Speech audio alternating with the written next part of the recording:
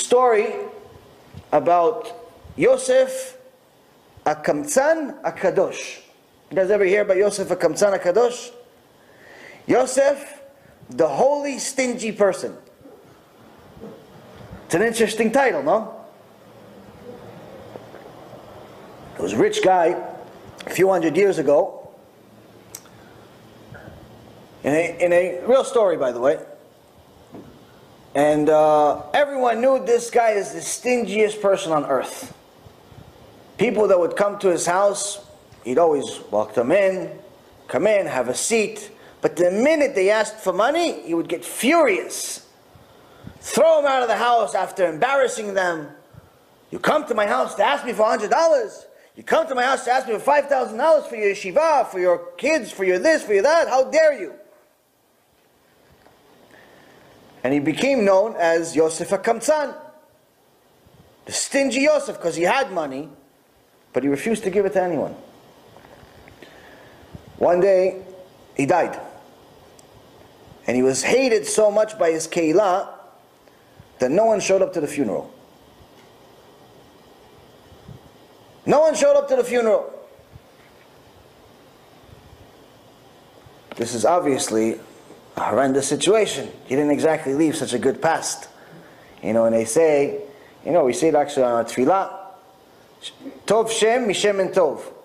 It's better to have a good name than a lot of money. Shlomo HaMelech said it. Because a good name lasts. Money doesn't last. It's just this life. And even this life, it's questionable if it's going to last.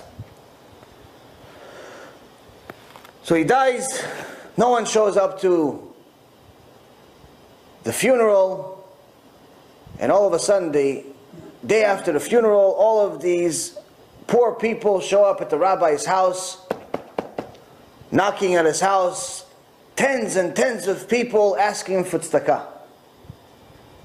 He says, where'd you all come from? Because we all live here. What, all of a sudden all of you went broke at the same time? He goes, no, we haven't had money for many years.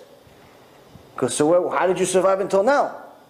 He said, well, we don't really know, but we know that every time we go to the stores would give us the money. The stores would give us the goods. We didn't have to pay. If I went to the store to buy milk, the guy from the milk company, the guy from the store that sells milk would give me the milk.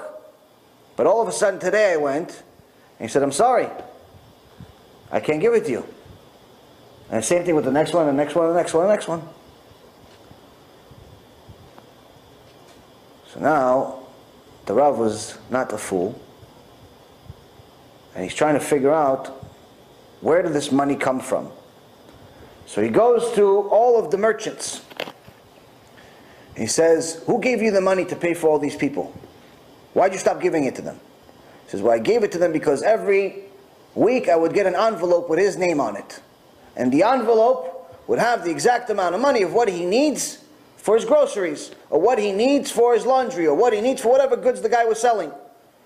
And the envelope didn't come this week. He goes, who gave you the envelope? He goes, no, that's one thing I'm not allowed to say. I promise the person that's given the envelope, I'm not allowed to say. So he went to the next guy. The next guy said the same thing. I got the envelope, but I'm not allowed to say. I'm not allowed to say. I'm not allowed to say. Rabbi invited all of them to his house and says, I demand that all of you tell me who gave you the envelope. As a rabbi, back then they respected the rabbi. They all admitted it was Yosef. Yosef HaKamtzan.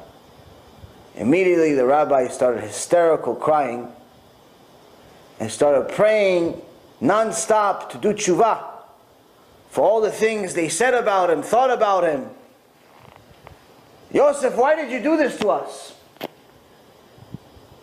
And I'm not sure whether the story goes that he had a dream about him, or he actually did one of these mystical things where he asked to be shown some type of answer from Yosef. But long story short is that he saw Yosef, and he sees Yosef all wearing white, looking very holy in the next world. And he says, why did you do this to us? Why did you pretend to be such a cheap guy when in reality you were feeding the entire community? He says, because I learned one time that if you want your mitzvah, and you want all of it, you want to make sure that no one knows, and on top of it, the receiver doesn't even know who gave it to them. And even the highest level that I did is I tried to make sure that the receiver hates me. And what was your reward for this mitzvah? He says, Avraham, Yitzchak, and Yaakov, and David HaMelech came to welcome me to Olam Haba. David HaMelech was making the music, and the Avot came to me, and they brought me to Olam Haba. He says, but you know, I still miss one thing. There's only one thing I still miss about this world. Because what do you miss? I miss writing the envelopes. There's no envelopes in Olam Haba. There's no more chance for me to do more mitzvot. So that's when Yosef HaKamtzan got the name Yosef HaKamtzan HaKadosh, the holy Stingy Yosef.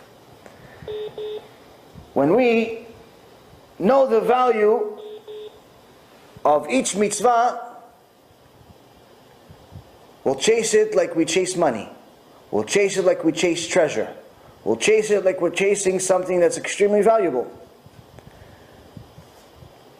And we're not going to really focus about whether anyone notices or anyone doesn't notice.